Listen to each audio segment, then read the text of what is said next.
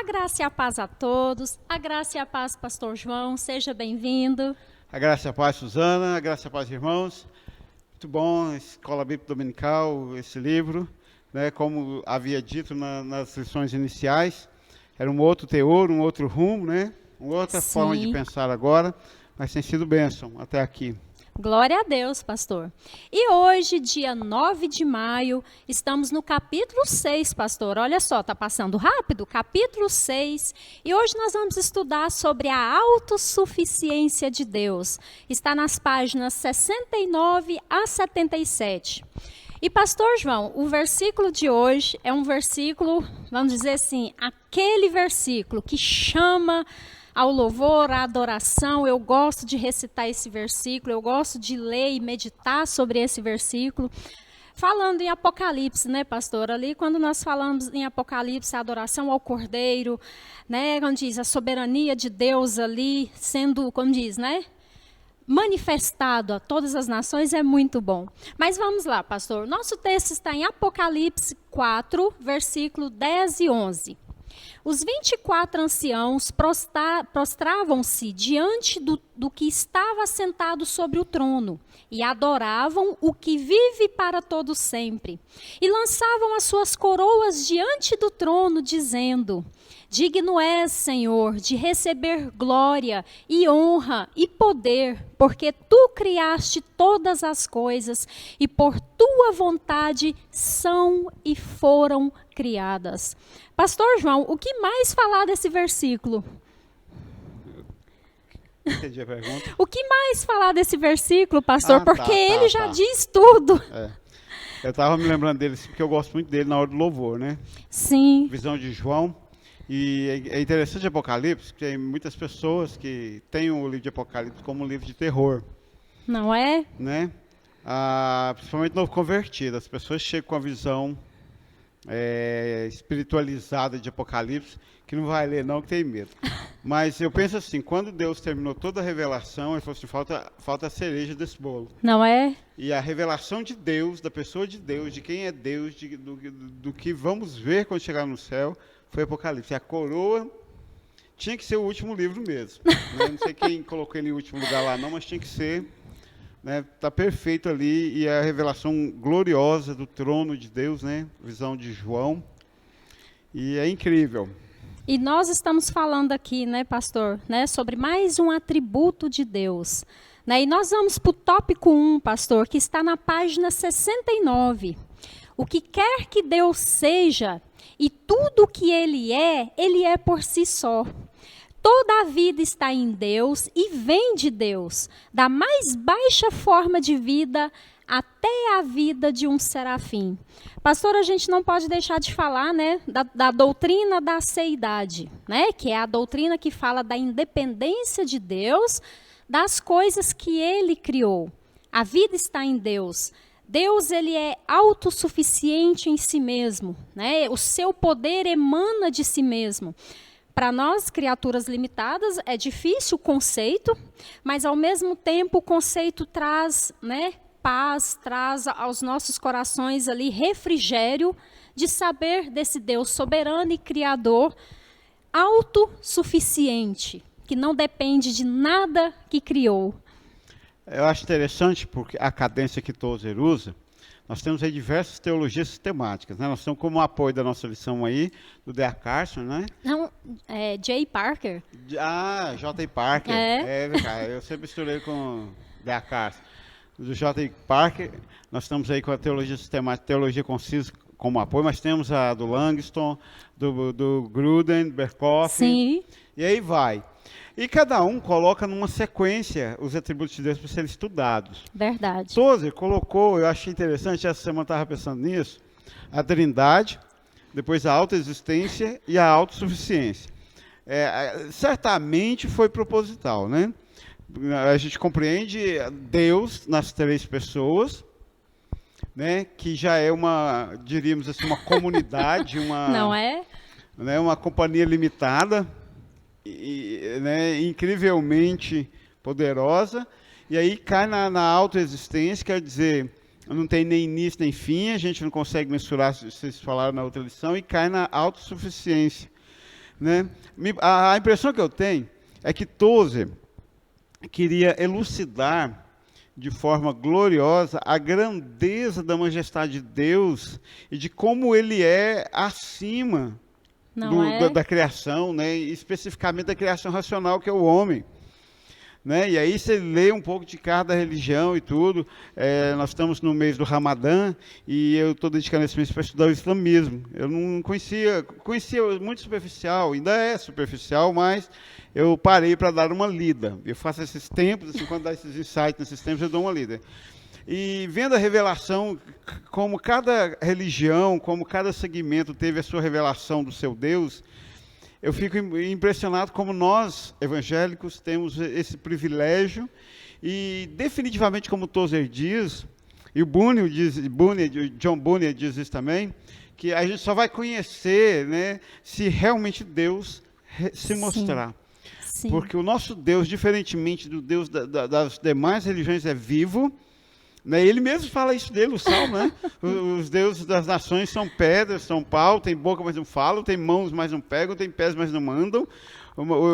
Vocês adoram o Deus vivo de Israel. É o diferencial. Né? É incrivelmente acima da criatura, principalmente da criatura racional.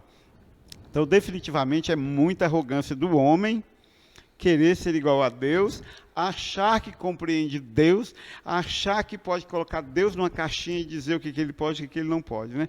Autossuficiente, ele é o que ele é, né? Foi a grande revelação dele para Moisés, né? Eu sou o que sou. E eternamente inexplicável a revelação da sarça ardente, eu sou o que sou. Né? Quer dizer, eu sou autossuficiente. Né? Não é? E finalizando com Isaías, né? E fora de mim não há Deus. Fora né? de mim não há Deus. Né? A Franciele, esses dias, me mandou um vídeo de uma personagem da televisão brasileira, que é batista, inclusive, parece que até batista fiel, né? Apesar de não dar muito, de vez em quando dá um testemunho ruim, mas é um batista fiel. E ele falando que contando a experiência dele, que a família é muito católica, e ele começou a ler a Bíblia, e ele se converteu lendo a Bíblia. A maioria das pessoas que eu conheço se converteram lendo a Bíblia. Né? Porque a Bíblia, ela conta dessa grandeza da existência de Deus. É impossível você ler a Bíblia toda com respeito e reverência, Sim. E não chegar no final dela com a visão de Deus como Deus eterno, autossuficiente, poderoso. Ele conta isso na palavra. É incrível. Não é? E usando, né, os termos que nós aprendemos com o pastor Carlos no sermão dele, pastor, Deus é transcendente. Transcendente. Não é? Aí, falando da transcendência de Deus, no tópico 2, nós vamos falar de necessidade, né, que é uma palavra para criaturas. Está na página 70, tópico 2. Necessidade é uma palavra para criaturas e não pode ser aplicada ao Criador. Deus mantém um relacionamento voluntário com tudo o que criou, mas nenhuma relação de necessidade com qualquer coisa fora de si mesmo. Deus é o único para quem nada é necessário. Olha só, pastor, o Deus transcendente, né, que ele é suficiente em si mesmo, né, não precisa de nada fora dele mesmo, não necessita de nada fora dele mesmo, mantém um relacionamento voluntário com as suas criaturas. E aí nós vamos para outra palavra que nós aprendemos com o pastor Carlos no sermão, a imanência de Deus. Né? Então, ou seja, Deus, ele é único, né? Ele é absoluto nisso. E Paulo fala assim, né? Deus, ele não pode ser servido por mãos de homens, como se necessitasse de alguma coisa. E ele finaliza o texto falando assim, é Deus quem dá a vida, o fôlego e tudo que as criaturas necessitam. E tem uma historinha de Bela Vista, Goiás, que eu ouvi de um pastor de lá, de quando eu morava lá. Ele disse que um dia estava passando, ele era bancário na época, do Banco do Brasil, não sei por onde anda, mais de 20 anos que tem notícia.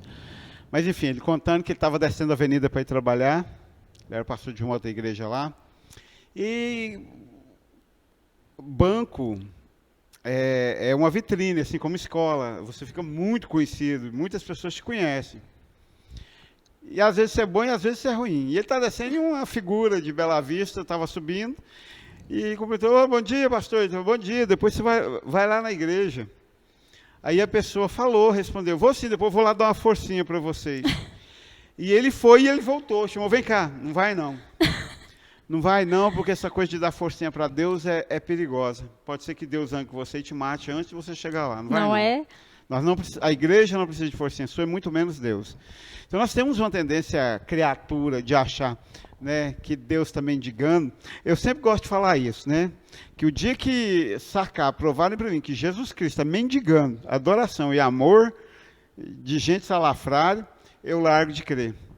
Porque eu creio num Deus, sabe, não assim, Deus de graça. Ele deu de graça porque o ser humano jamais alcançaria, né, a sua autossuficiência. Então não pense você que Deus está precisando de você, não. E quando as pessoas deixam a igreja?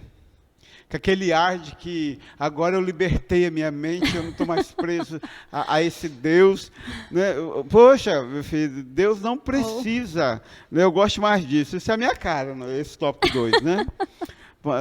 Deus não está mendigando amor, adoração, louvor de nenhuma criatura, porque Ele não precisa. Esse autossuficiente, eu sou um semi-autossuficiente. Né? Eu conseguiria, de hoje em diante, talvez viver sozinho, sem falar por uns 10 anos, talvez, com ninguém. Né? Nessa semi-autossuficiência. Então, eu fico imaginando, guardadas as devidas proporções, como deve ser para Deus, porque, assim, eu não sou um ser sociável. Então, por que eu trabalho em escola e igreja? Porque senão eu já tinha me trancado. Estaria alienado, pastor? Alienado. Então é uma forçação de barra comigo para conviver. Falava com o Cristiano. O Cristiano agora arrumou um emprego de bater de porta em porta de estabelecimento comercial para vender um produto.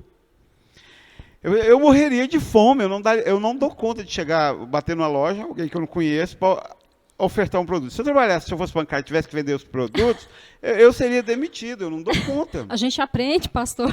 Então, assim, eu fico imaginando Deus, sabe assim, Deus que não precisa de nada, se dignar a parar para me ouvir. Então, o que o ser humano precisa entender é a grandeza de Deus, de como Ele é misericordioso, de como a sua graça se estende até nós, ao ponto dele olhar para a sua autossuficiência e dizer assim: não, eu vou descer e vou andar com eles. Né? Sem palavras, pastor. Por isso é que a encarnação, sabe que a encarnação não é compreendida por anjos e demônios. Pedro fala disso. Que eles não compreendem porque Cristo encarnou. É rebaixar demais um ser celestial tão autossuficiente, né? Então, Deus né, criatura. Entender isso, né? Se tiverem dúvida, correm lá na live do pastor Carlos, da imanência e suficiência, imanência e transcendência. E vocês vão ver a clareza de como Deus é maior do que nós. E a nossa incompreensão, pastor, da encarnação, né, eu falo a nível geral, é justamente por não compreender essa transcendência.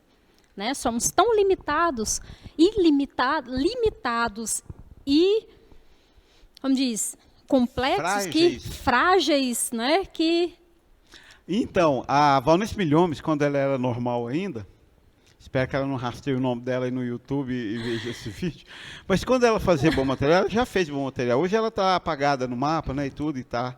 Mas ela falou uma coisa uma vez num dos seus vídeos que eu achei muito interessante. Ela disse que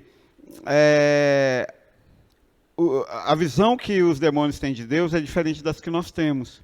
Porque eles são seres espirituais e viram, quando foi possível, Deus, como Satanás foi no trono lá em Jó. Uhum. Né? Aí, acredito que Tiago fala que os demônios creem e tremem. Porque eles conhecem a glória de Deus, nós não. Sim. Nós insistentemente queremos rebaixar Deus à nossa imagem e à nossa semelhança. Se a gente pudesse, os humanistas, os ateístas e os comunistas pegariam e mudariam o versículo. E Deus foi criado à nossa imagem e semelhança. Verdade. Simplesmente eles querem.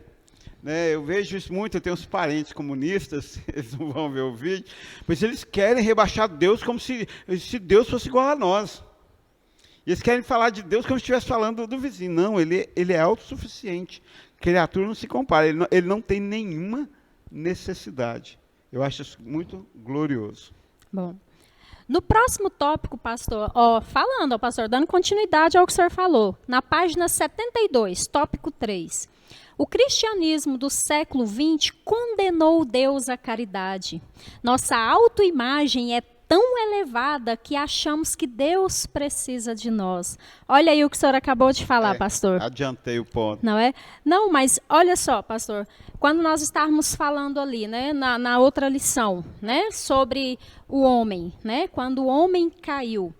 O homem, ele foi criado por Deus, né, pela vontade de Deus, para ter comunhão com Deus e para a glória de Deus.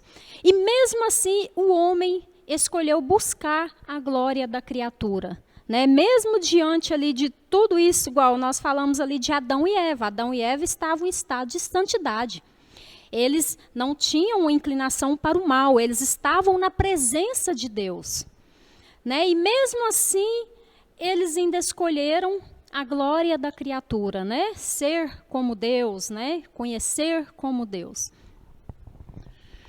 E é isso, os movimentos neoliberais que nós vemos hoje, aí plantados pela Rede Globo ao longo dos anos no Brasil, são ideologias. E né, o Cazuza tão bem cantou isso, né? Ideologia precisa de uma para viver. Quem não tem Deus precisa de uma ideologia para viver. E, no geral, as ideologias neomodernas ou pós-modernas agora, elas querem reduzir Deus a essa imagem frágil do bom velhinho, que né, é engraçado. Como é que a irmã explica, quando você me visitou lá na cadeia, quando eu estava no me destes a roupa, estava com faminto e me deste de comer, né? O próprio Cristo falou isso.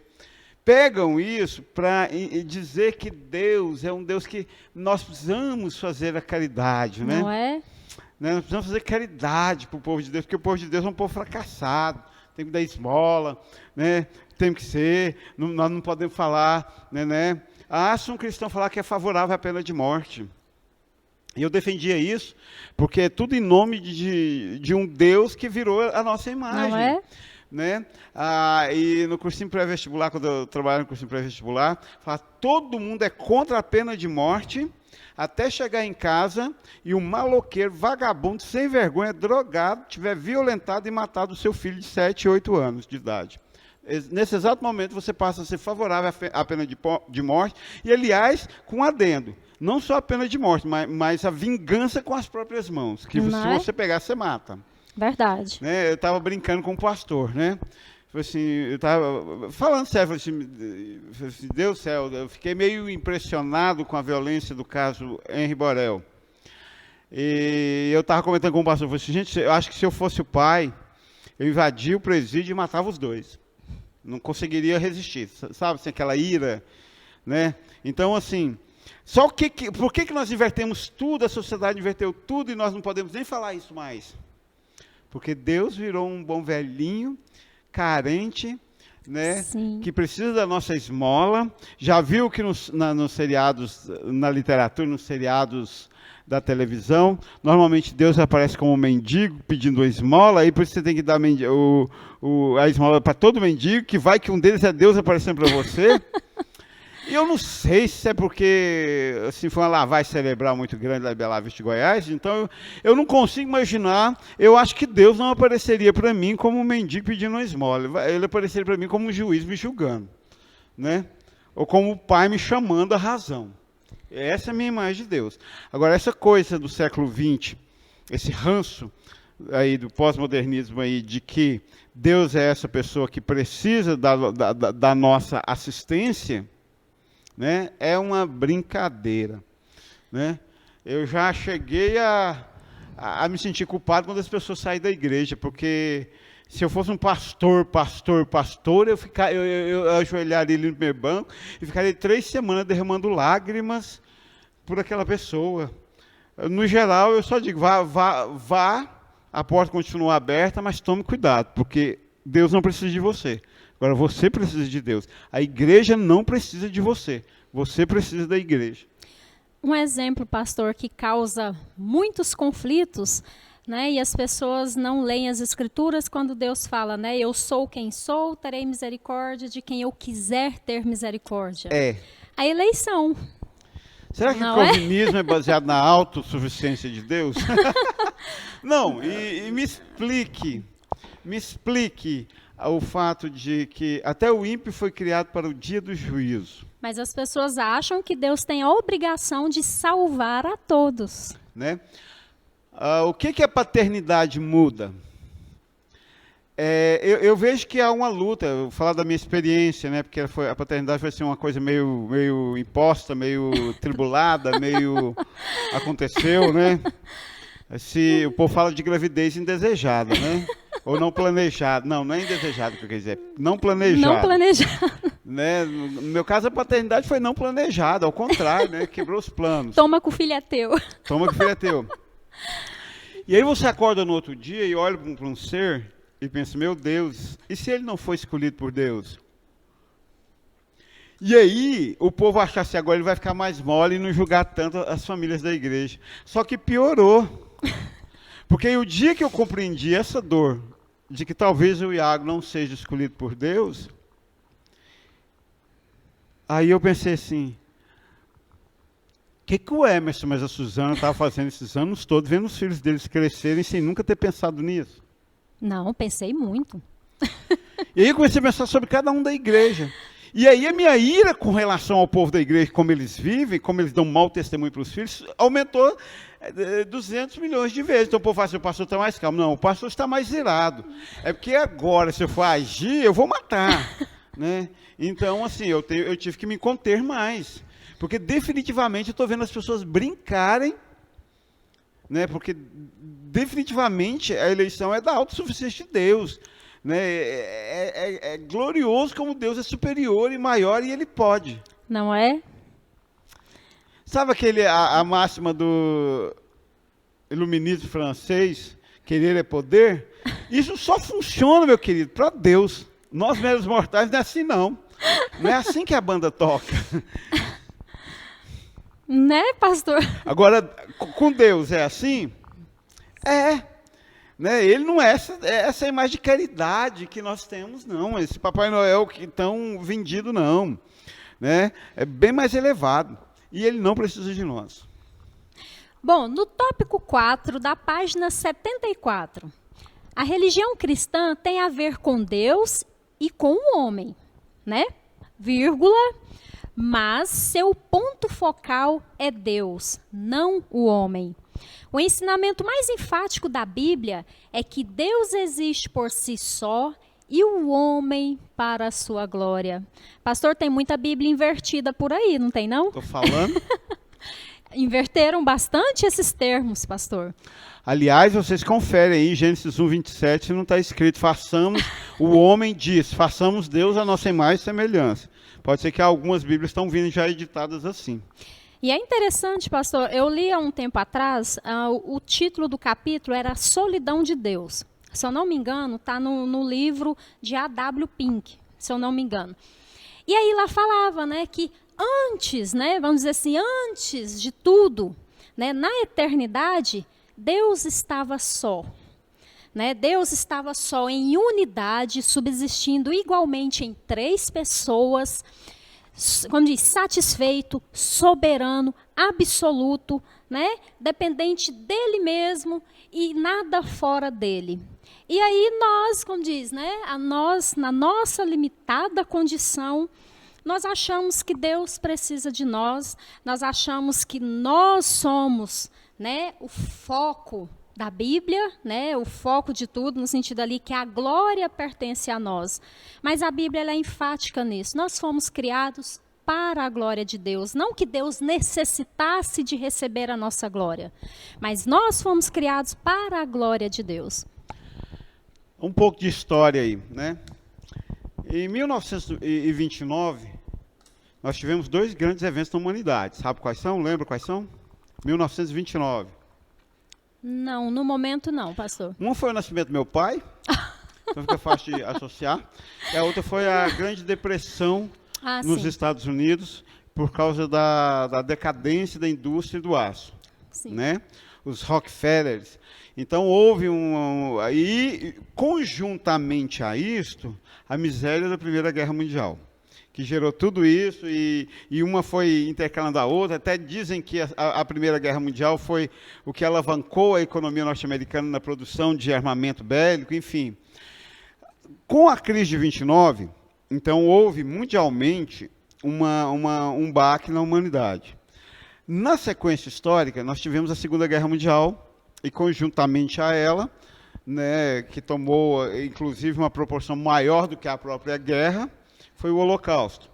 Né? E quer dizer, depois da Segunda Guerra, em 1948, quando encerrou-se tudo, Israel voltou e tudo, e o mundo foi se recompor, nasceu uma teologia catalogada, chama teologia secular. A teologia secular avivou a ideia de que Deus havia perdido sua potência, ou de que Deus havia morrido, ou de que Deus, e é uma ideia muito difundida na Europa, nos Estados Unidos, desde então, de que Deus está morto. Tem até filme, né? Deus não está morto. Né? E com essa teologia, o que a teologia secular propunha? Propunha algo que vem encaixar, que eu me lembrei, vem encaixar muito bem com isso aí. Que Deus, ele nessa sua soberania, autossuficiência, a autoexistência, em tudo, enfim, ele havia perdido isso. Ele não conseguia mais ter o controle de toda a humanidade. Como, por exemplo, de tempo em tempo, quando há um desastre muito grande na história, eles ressuscitam isso. Por exemplo, no tsunami da Indonésia, que morreram mais de 300 mil pessoas. Né, no tsunami do Japão e nas Torres Gêmeas nos Estados Unidos no 11 de setembro. Aí, se Deus fosse tão autossuficiente, tão soberano, tão autoexistente, tão onisciente como Ele é, Ele teria impedido isto. Por quê? Porque insiste-se em comparar Deus ao ser humano, achando que as sensações, os sentimentos, o sentir de Deus é como o nosso sentir. Né? E ele é soberano, ao ponto tão autoexistente e tão autossuficiente, que ele não depende necessariamente do bem-estar aqui embaixo. Né? E eu acho que um ser humano que compreendeu bem isso, essa cadência de Deus e o homem, essa diferença, foi Salomão, quando ele discorre no Eclesiastes, que ele consegue fazer uma discussão sobre, e ele usa uma figura de linguagem. A gente sabe que é uma figura de linguagem, debaixo do sol e acima do sol, tipo assim, né? Então, que debaixo do sol as coisas funcionam assim. Né? Então, subentende-se que acima do sol funcionam assim. Eu acho que ele teve essa visão, né, da religião cristã, que envolve esses dois seres tão diferentes, tão semelhantes, tão independentes e tão dependentes dentro das suas relações, como Deus e o homem. Deus, ele está lá na sua glória, e nós precisamos dele. Assim, daquela básico, do chulé das ilustrações, né? Para ter essa noção, né? De onde Deus olhou para quem mandou nascer plantas? Lá na criação. Ele olhou para quem? Para quem ou para quem disse, nasçam plantas, relvas. Bom, para a terra? Para a terra. Ele olhou para quem diz, produzam peixes. Para o mar. Ele olhou para quem diz, façamos o homem. Para ele. E aí, conta-se as histórias assim para criança, tipo assim, tá vendo? Então a planta foi criada da terra. Se você tirar as raízes da planta da terra, ela morre. O peixinho foi criado da água. Se tirar o peixinho da água, ele sufoca e morre. Diferente da gente, se jogar dentro da água, ela sufoca e morre. E nós somos criados de Deus. Se nos tirarmos de Deus, nós morremos. Mas se tirar Deus de nós, morremos. olha que merda. Continua sendo nós que morremos. A terra morre se você arrancar a planta dela? Não. Ela produz outra planta. O rio seca se você tirar o peixinho dele? Não. Deus morre se você tirar o homem. Se o homem olhar para ele e falar assim, não, Burrei, magoei, não quero igreja mais não. Agora eu vou encontrar o amor no mundo. Nós escutamos isso ano passado. Eu vou encontrar o amor lá no mundo. E Deus está lá inabalavelmente autossuficiente. Não precisa de você. Foi você que morreu, filho. Não foi Deus. Verdade, pastor. Quase fiz um sermão agora, né? Quem quiser aceitar que você não viu sem Deus, levante sua mão aí na sua casa, cria vergonha na sua cara e entenda de uma vez por todas. Você pode pirraçar, bater boca, bater pé, bater bunda no seu sofá, o tanto que você quiser. Mas a igreja de Deus nunca e jamais irá se abalar se você gosta ou não da igreja ou de Deus. Momento tá acima doutrinário. de você. Ai, que desabafo, estou 10 quilos mais leve. Bom, pastor, seguindo no próximo tópico, tópico 5, da página 76. A autossuficiência de Deus, ao ser compreendida em sua perspectiva bíblica, revela que Deus não necessita de ninguém, né? O Deus que não necessita de ninguém se rebaixou por sua soberana condescendência, a fim de trabalhar em seus filhos e por intermédio de cada um deles. Então tá, eu quero começar com uma pergunta. Já que as más línguas, os nossos críticos de plantão, estão falando que a senhora dos professores é a que mais estuda, ai, responda. sobrou. Que eu achei muito interessante por sua soberana condescendência. Me explica a diferença entre condescendência e complacência. Uau! Eu, na minha limitada condição de professora, tá? Vamos deixar isso claro. Pastor, condescendente seria aquela atitude altruísta, paternal, né? Com alguém, né? Ou pelo indivíduo. A complacência, ela já vai naquele caminho assim, de você ver que está errado, mas não faz nada para mudar isso, não interfere e deixa seguir o fluxo. Palavras populares, complacência dói de si mesmo. E eu entendo a condescendência como misericórdia para com o próximo. Né? Você viu que Deus é movido pela condescendência e não pela complacência. Mas sim, pode explicar o ponto. E Desculpa. nós olhamos... Não, eu não pastor, resisti. Compartilhando. E nós olhamos a condescendência de Deus, né? Ele se rebaixou a nós. Aí quando nós olhamos, para entender a condescendência, você tem que compreender a transcendência de Deus. Deus tão, né, magnífico, tão divino, ele se amoldou a nós de forma que nós pudéssemos compreender a sua linguagem. Então, a gente está falando do termo, né, paternal. Quando nós olhamos na Bíblia, né, Deus, ele permite que nós o chamemos de pai. Pai. Não é? Ele usa palavras, né? A palavra é complicada, pastor, eu não lembro agora, mas é uma linguagem, por exemplo, que usa mãos, né? Minhas mãos, meu braço, né, meus olhos, personificação, não é? né? Então, ou seja, ele usa palavras que são reais para nós, na nossa realidade, para poder transmitir a sua vontade para cada um de nós. Então, Deus, ele se rebaixou, um Deus soberano que quer estar presente, ativo na vida do homem. Né? E qual foi a cereja do bolo, a glória, o suprassumo disso aí? A encarnação. Muito bem. De Cristo. Como é que a Bíblia chama isso?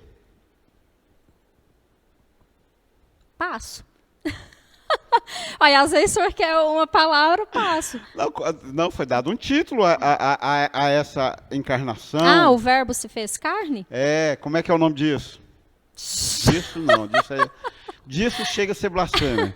Como é o nome teológico para Pastor, esta não glória? lembro. Não lembro. Ah, lembra sim, está em moda agora esse ano. Cri. Cri. Você aí de casa, você sabe como é o nome teológico para essa coisa de Jesus encarnar, tornar-se homem, andar pelas ruas de Jerusalém, mão, pé, falar, essa expressão máxima. Alguém da plateia aqui da gravação e a comunidade técnica aí?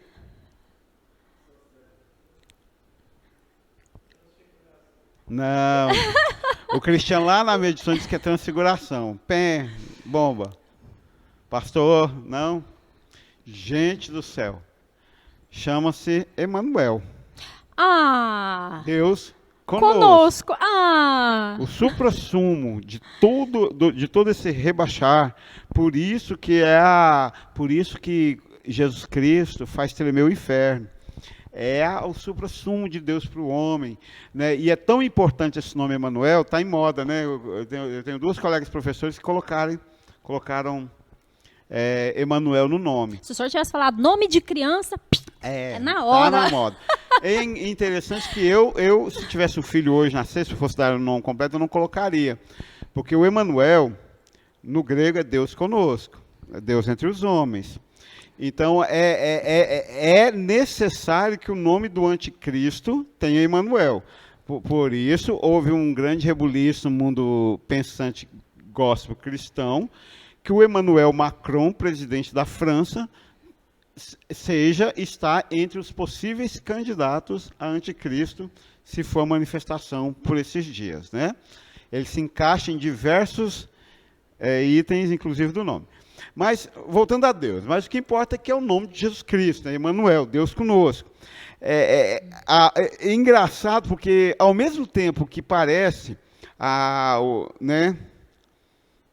Ao mesmo tempo que parece que o Deus Emmanuel, o Deus encarnado, o rebaixou, nós que temos a mente de Cristo sabemos que isso o exaltou. Deu a ele direito sobre todo nome. Sim. Era mais ou menos assim, o mundo estava entregue a Satanás.